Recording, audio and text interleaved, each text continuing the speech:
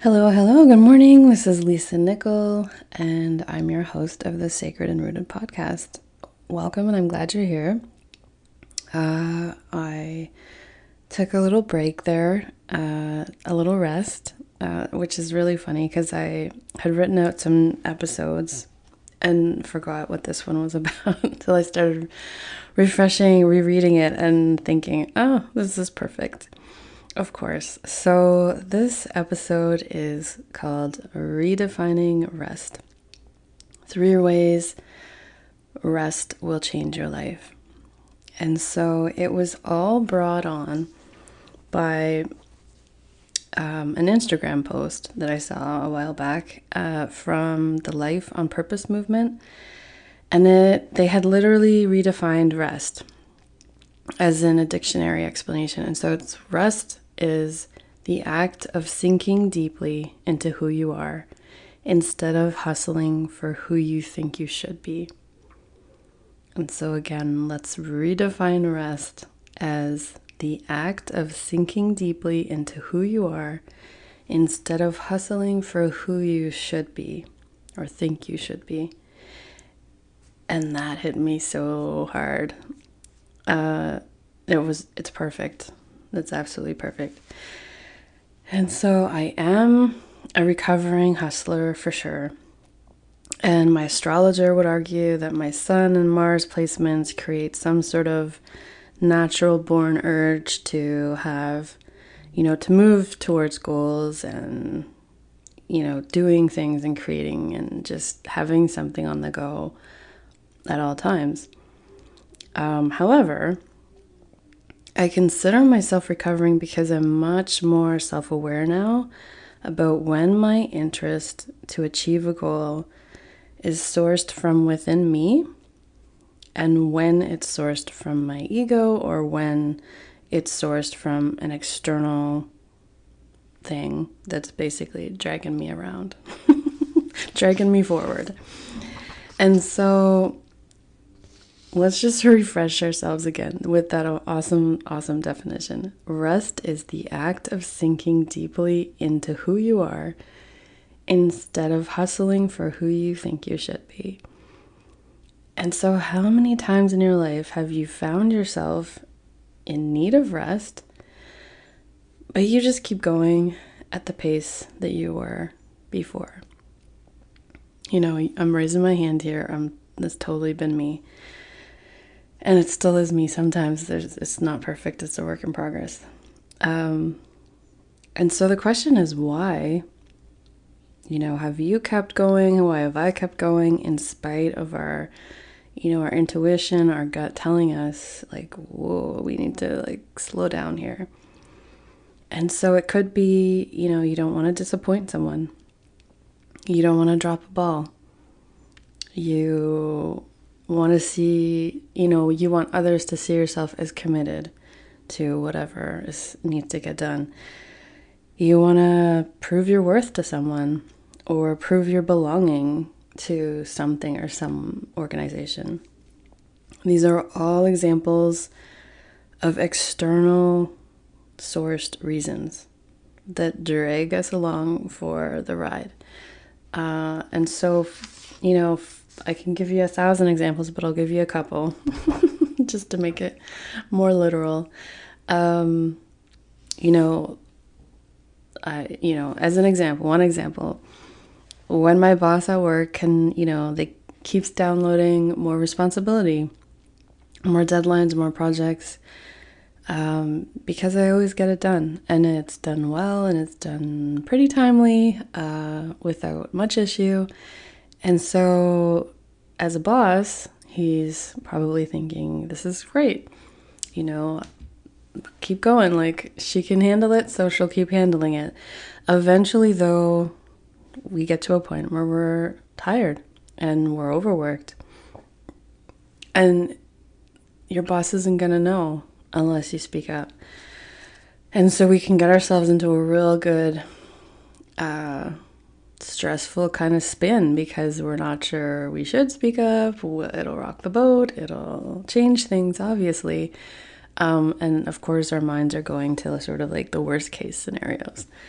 Another example could be when a girlfriend asks for more and more favors. Just, can you help me with this? Can you do this? Can you take my kids for a minute? And just, it's always one-sided though. It's just always her asking for things and nothing is coming around in return. Another example could be spending time with your partner. Maybe there's been a stretch where you haven't spent much time together, and so you're trying to, you want to get back into a healthier balance. But at first, you're sitting there exhausted because you've been doing other things that are not like vacations and just resting. And so, and the last example I have is, volunteering for commitment. So whether it's at work or your kid's school or wherever in your community, there's always people that are looking for volunteers because there's a lot of things that run on volunteer labor.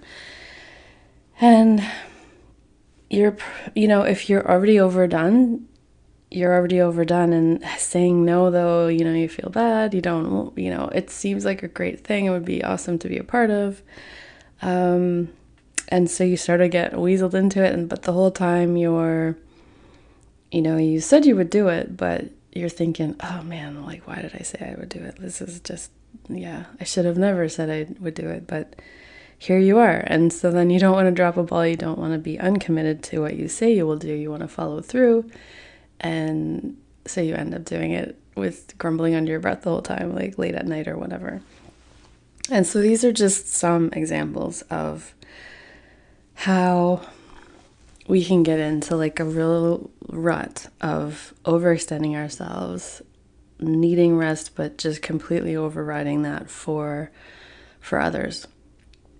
And so I think, at this point, I just want to, have us check in with our bodies, because I don't know if listening to those examples probably didn't relax you, but maybe brought up some other examples that you have in your own life. And so, how is your body feeling? Is it feeling relaxed and just chill? Or is listening to that sort of making you feel tenser, a little stressed, a little tighter in your chest maybe, or like a churning in your belly? Like, we need to, as women, begin to really pay attention to the signs that our body is giving us in correlation with everything else, so that we can really begin to move in the world in a way that is most empowering for us, so that we can bring forward our gifts and our magic and our love in a way that's coming from an overflow and not like basically like a poof of dust because we're so overextended. And so how can we move from, the hustler mentality that society kind of really seems to, acknowledge and appreciate and like kind of almost put on pedestal, to having healthy boundaries around rest. So this is the crux of the podcast episode today is, not that there's only 3 ways, but these are just 3 ways to give you sort of an intro into it, on how you can move more deeply into rest. And so the first way, and probably I would say the most important one, is to literally decide to make yourself a priority in your life.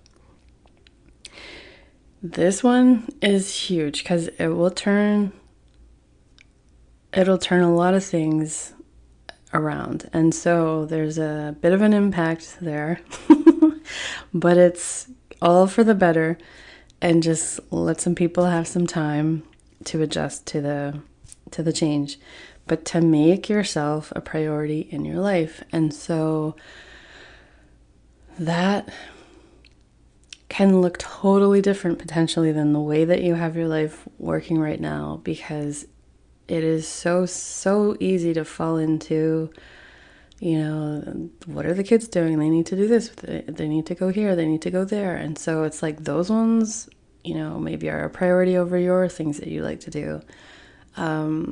Maybe your partner's things that he wants to do or is a priority over yours. The house needs to get this and that done to it and cleaned up and whatever, and everyone else is gone because I've dropped them off everywhere. And so like now I'm sitting here doing it by myself.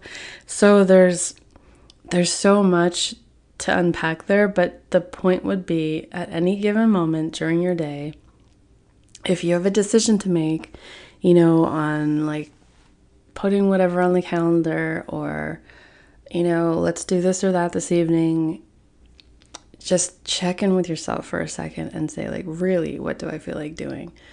Or how could this, like one of my earlier podcast episodes, how could I make this work better for me? And so a lot of times it doesn't mean that you do all of it. It means you ask for help, or like, can someone drive someone over there instead of me? Maybe maybe I can visit a friend in between while the kids are doing whatever they're doing. So that you get a little nourishment and a little rest and a relaxation, or do some chores that you need to be done, so that the next day then you can rest. And this, depending on where you're at with it, it can be as simple as deciding, and then from there just checking in with yourself to make sure that you're still kind of on track and you're holding that priority. But if you're really struggling with some more layers to that, coaching is a great way to bring this forward, because your coach is basically someone who is going to cheerlead for you and be your cheerleader. And so if there's little to no support in your life as far as having a cheerleader as you make these changes, a coach can be a great thing to incorporate in your life. Some therapy, maybe, depending on the patterns and how long held they are, and maybe they're familial, probably are familial, but depending on if you're feeling stuck in some kind of way that feels deeper than maybe a coach can go with you, or a friend or whoever. But to make the commitment to yourself, and then from there, the answers will come to you. The resources will become available. You'll be open to them, and so you'll begin to see sort of where the next step is. And again, like, changing that in your life there can be a lot of ripples, and so just give the people in your life right now some time to adjust, because most likely they're not going to be just like, awesome, great, I'll do that instead of you, and because they're so used to the way things are going. It's like everyone's kind of role has been, trained into them to some degree. And so a change is sort of like, oh, well, why wouldn't you do that? Like, you've always done that. And so there'll be some grumbling, especially from your kids. But like, they'll get over it pretty quickly and just fall into the new thing. And honestly, especially kids, like, they enjoy being part of the family unit. And so even though, I don't know if they'd say they enjoy the chores, but it gives people a sense of belonging when they have a responsibility, and they do it, and it's like, okay, great. Now, the family works better when everyone contributes to it. So frame it that way. And maybe when they're older, they'll be like, that was a great idea.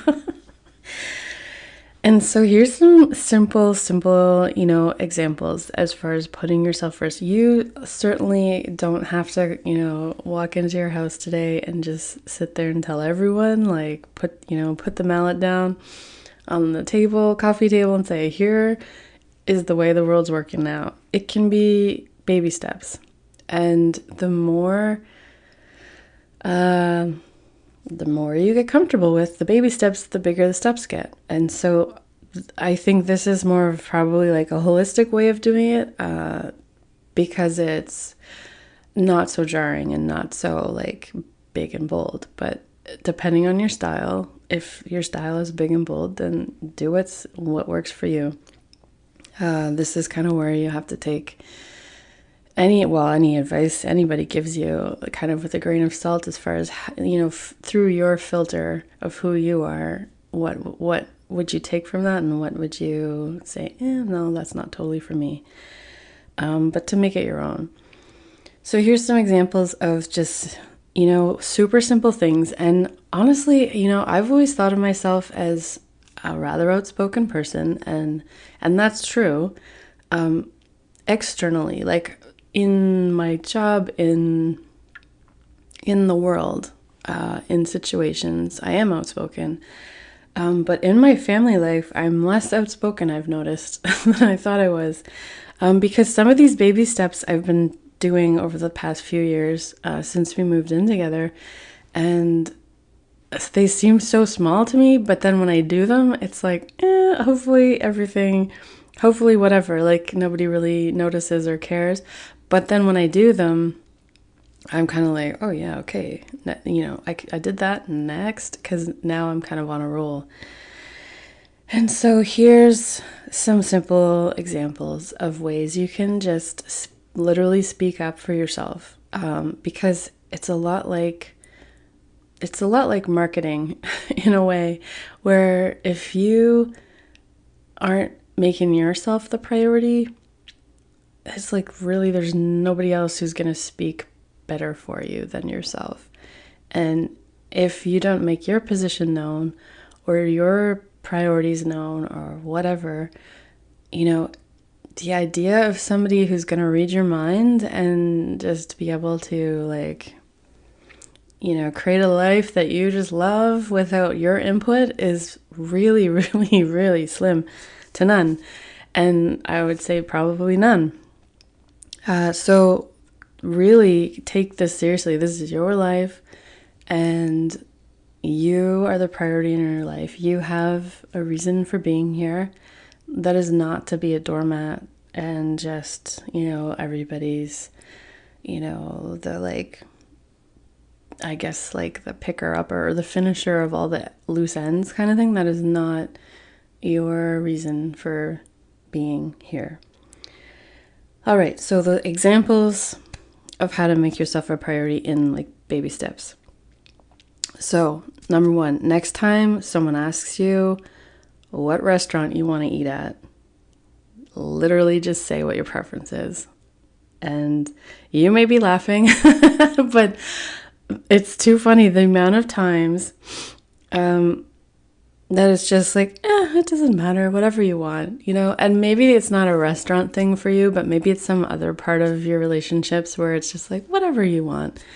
And I used to just write this off as, like my partner, he loves food, he loves cooking, he loves it a lot more than I do. And so that's what I wrote, like, that's kind of how I wrote it off was, well, it's way more of an event for him than for me, because it's not like I could go to almost any restaurant and the food is not the experience for me, it's the people that are there.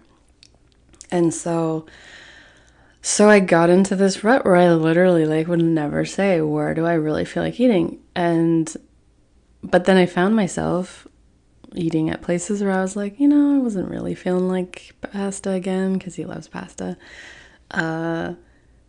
So what would it hurt if we went to some restaurants that I like too? And not that I didn't like those ones. They just weren't. It's like, if someone's going to ask you, what would you prefer? Just say what you would prefer. And then they can either say, wow, that's like really not what I was thinking. But, there's like compromises. And so you can go to yours next time, or go to yours this time and go to his next time, whatever. But it's just more interesting in a relationship when you can just be honest and say what you think and say what you feel. And the other person does the same, and you actually have a relationship that's built on honesty and, like that they actually know that you don't, what if, well, that was the other thing I started thinking of was, what if there's something that you just never say what you really thought, and then like 20 years later, you somehow it comes out that you didn't really like pasta ever, and they're like, "What the hell? We've been eating pasta for like 20 years, and you never said anything." Like, isn't that crazy? So making yourself a priority isn't actually, it's what people want. Like, if someone loves you and someone is interested in relating with you, they want to know you. And so let them, like, give them that gift of knowing you, because you're worth that. And so that's one simple example. Next time someone asks you to do something, if you're already feeling overdone and overworked, say a simple, like, "Thanks for thinking of me, but I'm overcommitted right now." And leave it at that. Like, you don't need to over explain everything and just get into all the details and start complaining about how much stuff you have to do. Just a super simple, like, "Thanks for thinking of me," because I mean, obviously it's nice that someone's thinking of you. But like, I just can't fit it in right now. I really, sorry, but that's it. And there you go. You're thanking them. You're letting them know that you can't do it. Because the thing is, there's probably likely somebody else who can do it, who would probably more joyfully do it because they aren't overcommitted. And so it's like, it's not a big problem. It's just a minor thing. It's just a communication, an incidental one. And it's just, "No thanks, I'm overcommitted. Thanks for thinking of me though." And then your lives go on, and you'll probably get asked to do another thing at some point, and it'll all be good.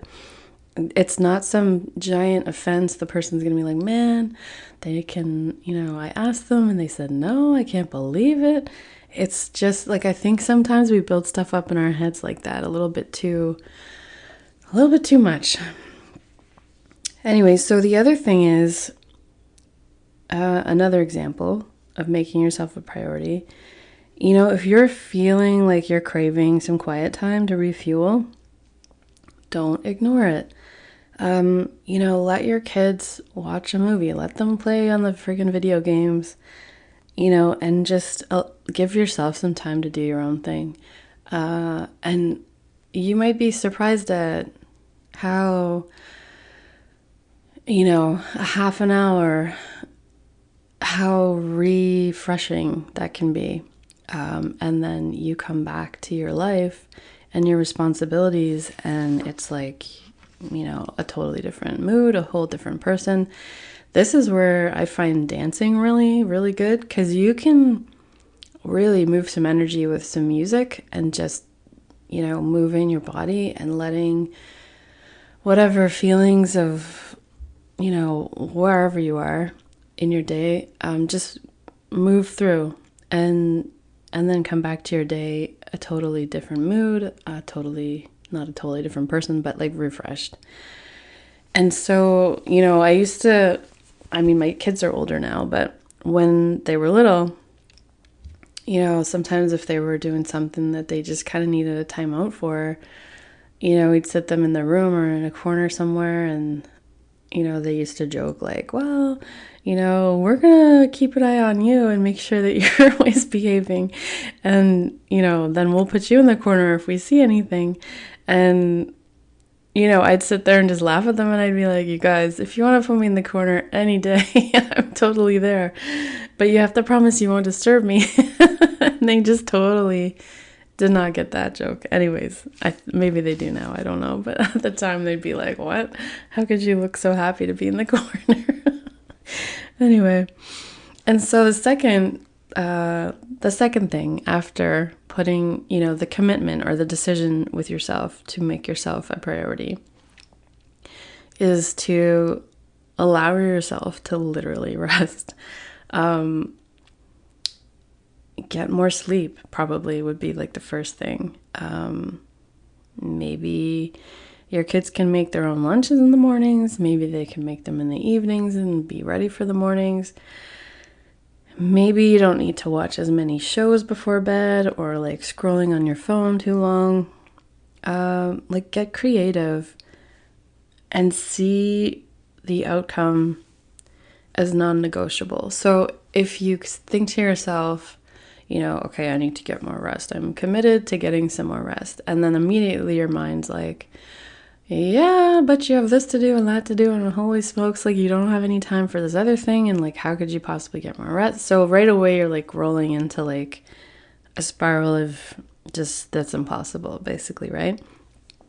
But I want you to stay open to the like fact that at any given moment in your life, infinite possibilities surround you. And so if you're getting into a situation where there's like a black and a white answer, so it's either you can rest and like shit will hit the fan, the whole world will fall apart, or you do not rest and somehow the whole world is held up on your shoulders, then you are not seeing all the possibilities. There's a sacred third. There's something in the middle there that is the actual sustainable solution for you. And so the only way that we can, really get to that part of the answer is to to see what we want to have happen. So we want to be able to rest more. And so it's like the outcome that's going to happen. We are going to rest more. And so then you go about and you frame your day or you frame your week and you're looking for like ways, like how can I rest more?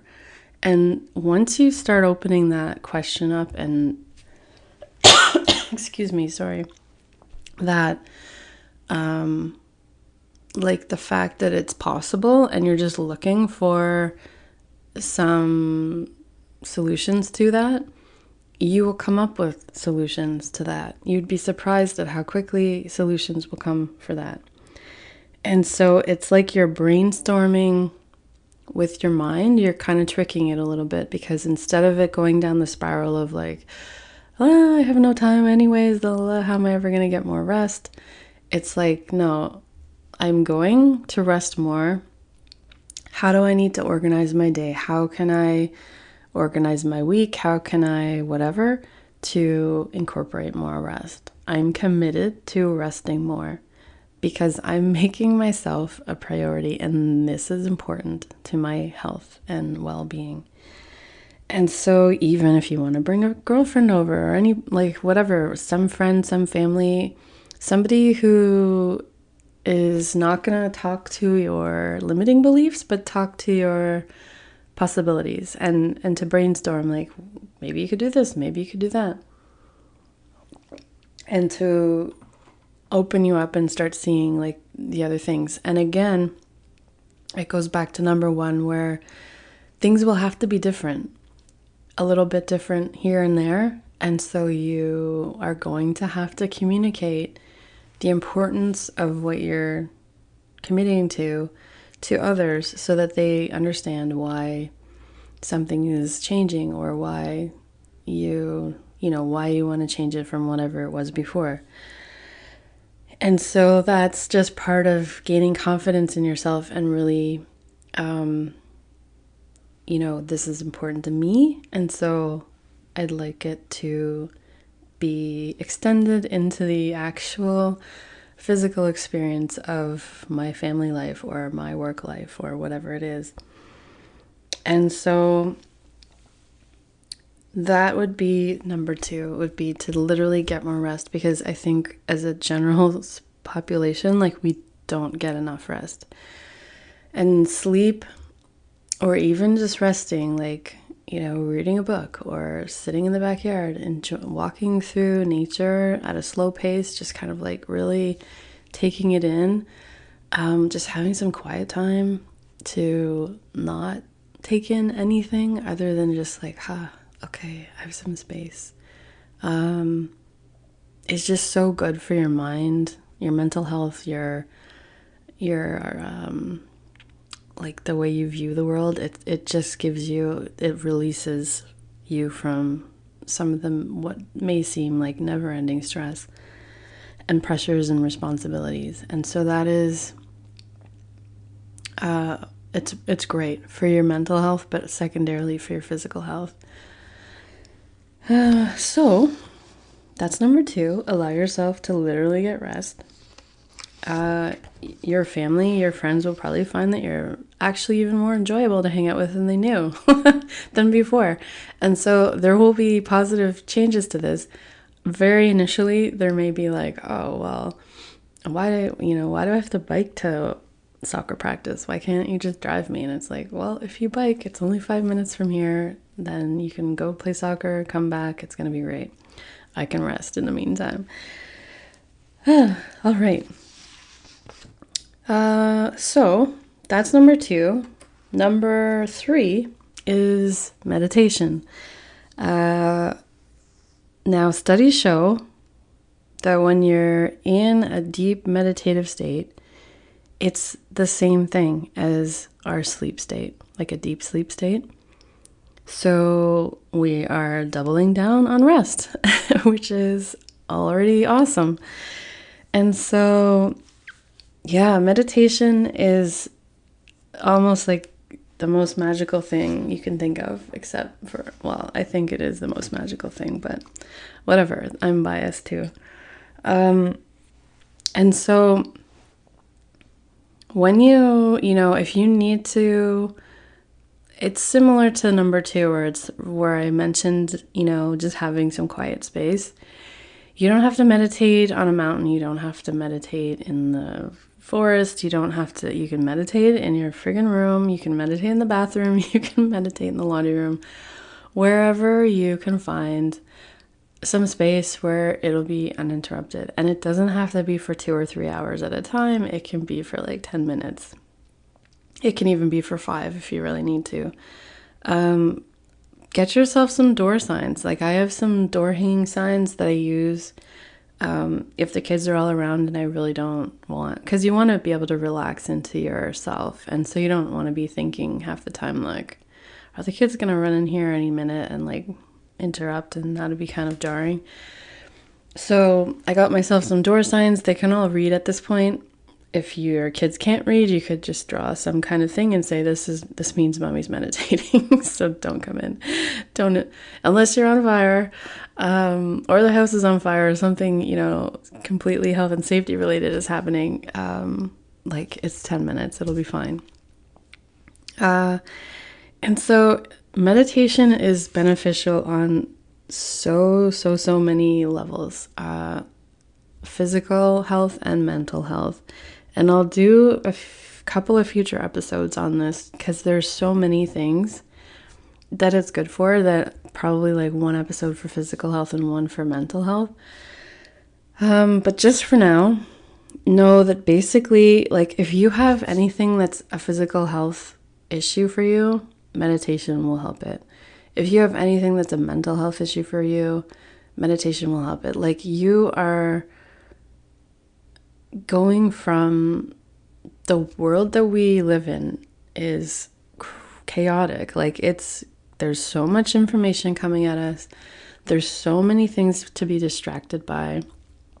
There's endless demands. Like that's so much. And it's not like, and then there's so much tragedy and just heartbreak. And so it's a lot. And if you never allow yourself to leave that space and really come back into your timelessness, like connect with your soul, this world can be literally soul destroying. And so to give yourself some time, it doesn't have to be every day, but like some kind of regular intervals, every couple of days or whatever, every 2 days, every 3 days, 3 times a week, 2 times a week, every 5 days a week, whatever you can see that fits in for you, even if it's in the car, literally in the car is where it is sometimes for me, because I just drive around so much with the kids. They've almost got the driver's license, so that I think will be a big bonus. However, until then, sometimes it's in the car. But but yeah, like to just allow yourself to get quieter, allow yourself to remember your inner wisdom, your soul, to connect with your infinite, timeless wisdom is a treasure.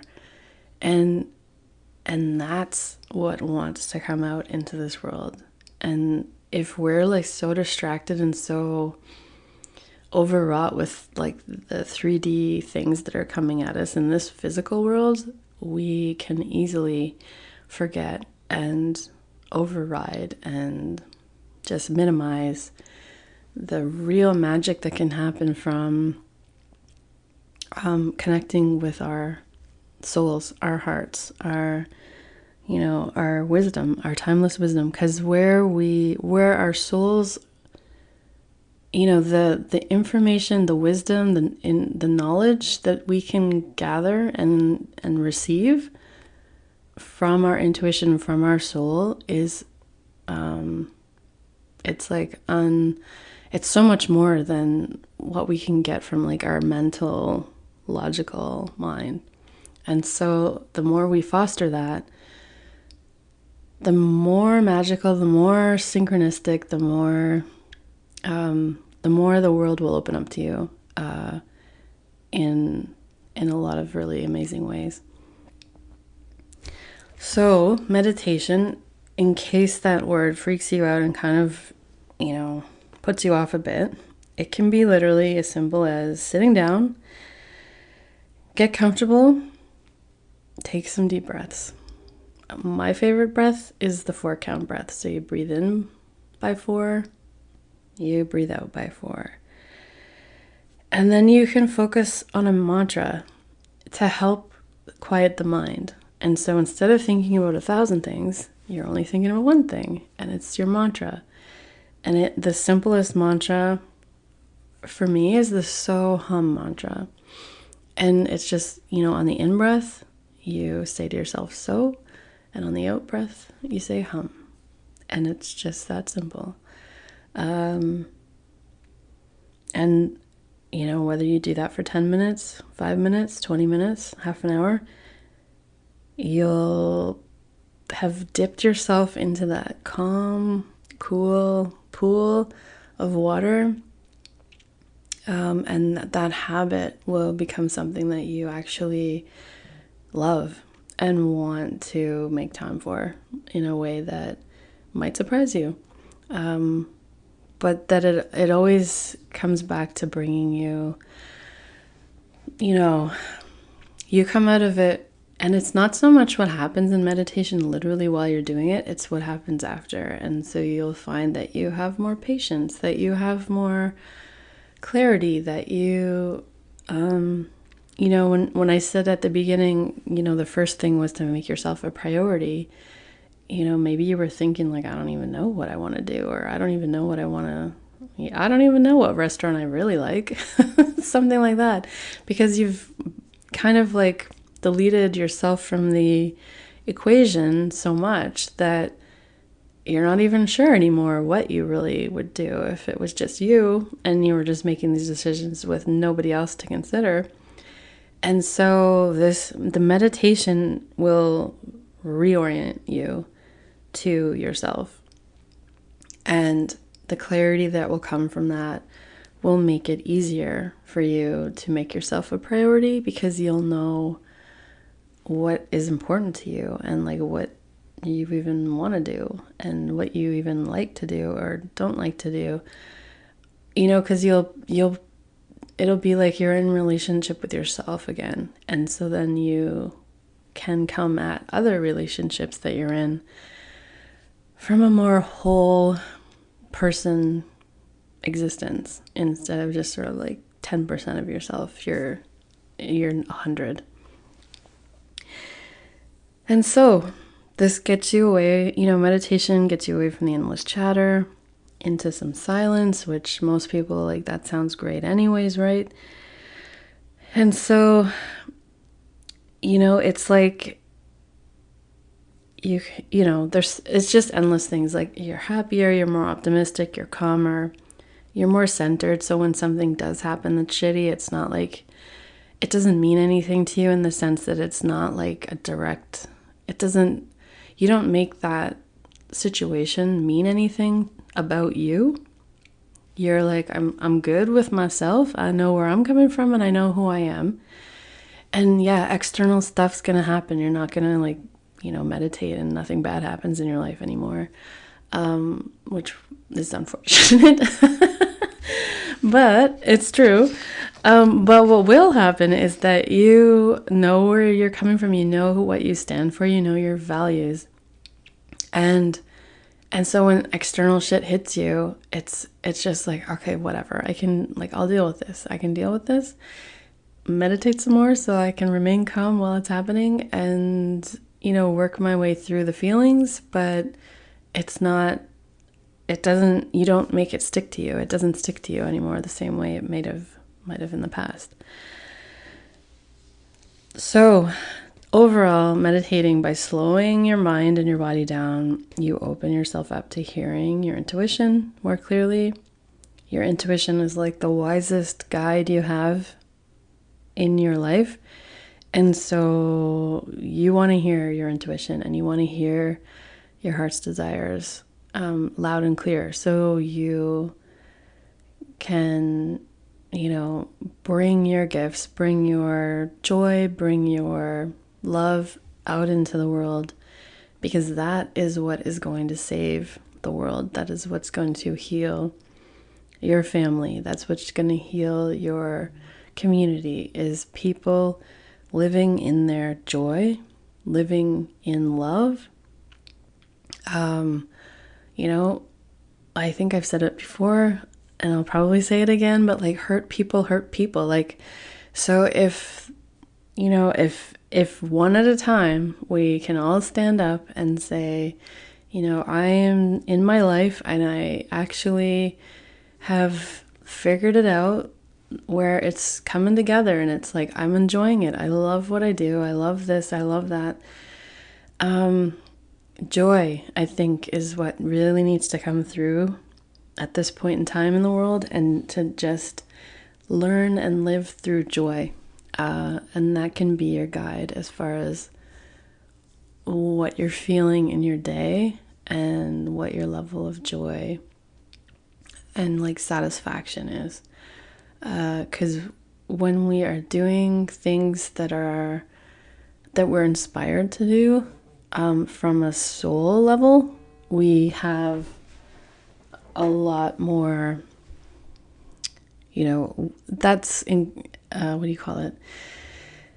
It's contagious, I would say. Like, people will see that, they vibrate with that, they know they want that, and they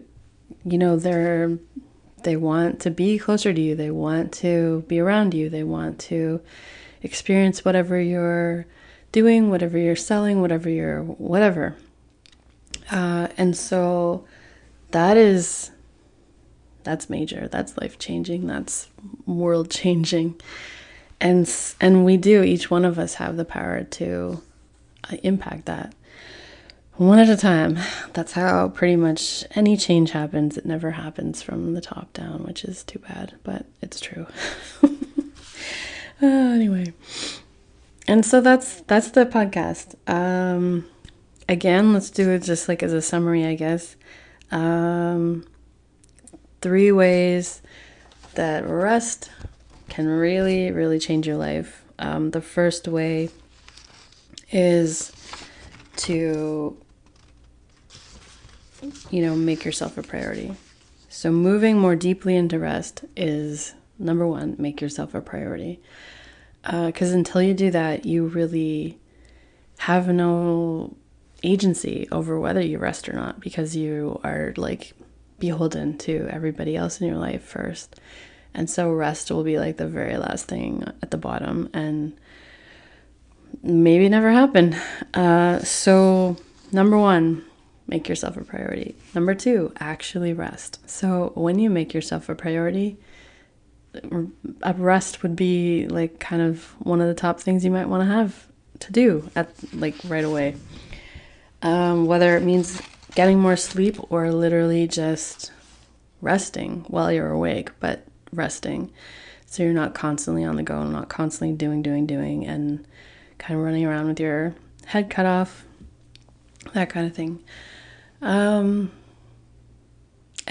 the other thing with rest, not sleeping, but like rest, is that when you slow your life down a little bit, that's where more joy can get infused. That's where more gratitude can get infused, because you actually have time to look around you and see what is happening.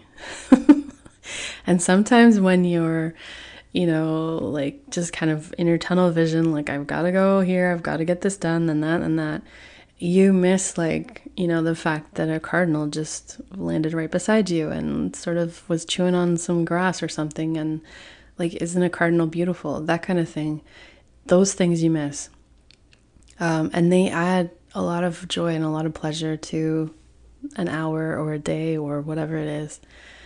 You miss some story that your kid has, some laugh together that you might have, if you had some space in your day where you didn't quite feel so strapped for time.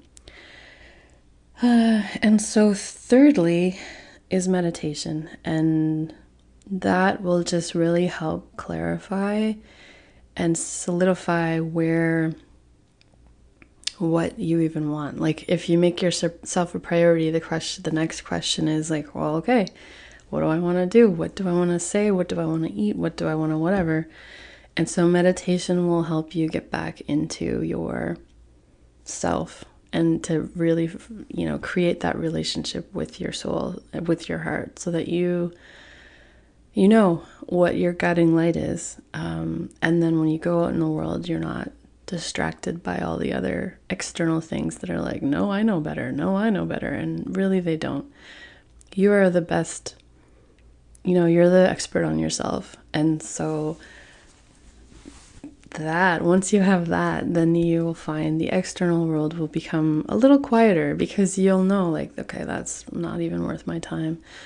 Or, oh yeah, that, I definitely want to experience that. And so it'll become a lot easier to make yourself a priority and to really be confident that where you're headed is in your joy. It is in your love and your fulfillment and your satisfaction to go in this direction. And if you are interested, I guess if you want to amplify what you're doing on your own, being in community is a great way to do that. And for the month of June, in the Wellspring Collective, that is a membership group that I host, we have a $1 trial offer for the month of June. So sign up and you can check it out. It would be a great way for you to get into a regular meditation routine. We meditate live twice a week. And then there's a new moon pre-recorded intention setting and meditation session that gets emailed out around the new moon. And that is a really great way to just baby steps get used to asking yourself, like, what are my hopes and dreams? What do I want to do? What, in short term and longer term. So it can be like, the next month, it can be the next 2 years.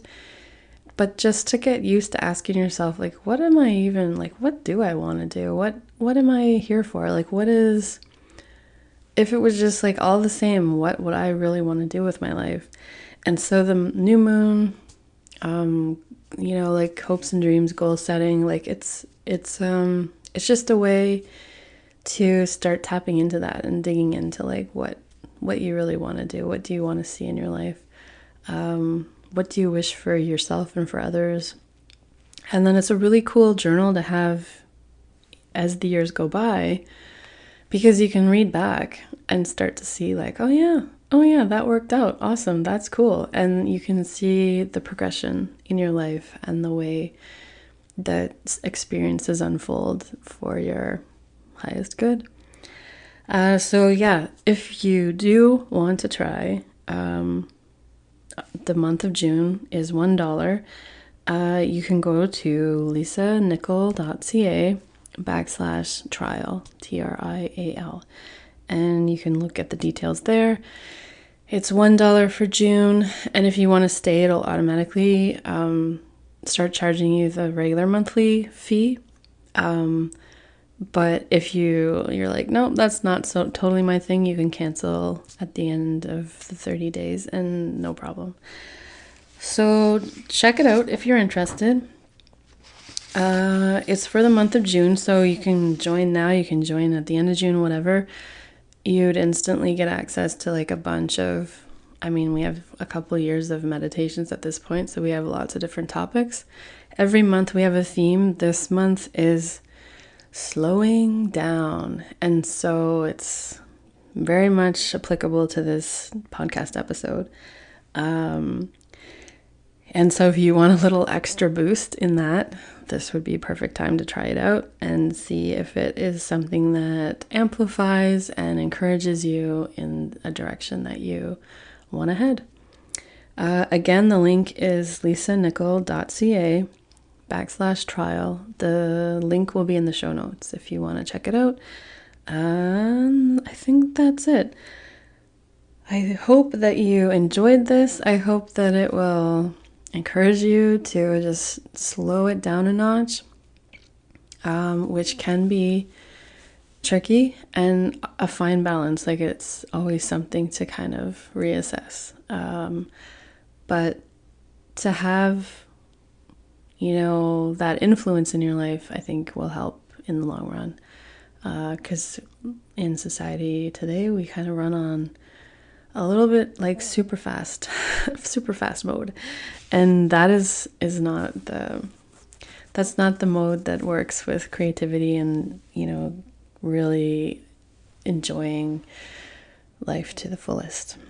All right, so that's it. Thanks for being here. Thanks for listening. I appreciate you taking the time, and I will see you on the next episode. Take care. Have a great day.